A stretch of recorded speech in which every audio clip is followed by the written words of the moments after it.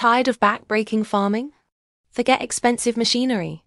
Today, we're diving into a fascinating world where ingenuity meets agriculture.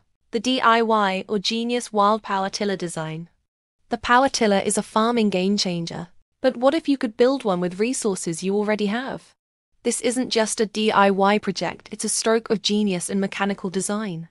We're talking about wild designs that often use repurposed components. Think old engine parts, scrap metal, or even unique wheel and blade configurations. At its core, a power tiller's job is simple: preparing the soil for planting.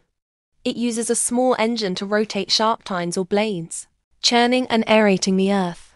The brilliance of these wild designs lies in adapting basic mechanical principles: power transfer, torque, and traction to low-cost materials. The high-efficiency smart design is the key to maximizing limited power. Whether you call it a clever DIY hack or a true piece of engineering genius, these wild power tillers are improving farmers worldwide. Innovation truly grows from the ground up. What's your genius idea? Share it in the comments.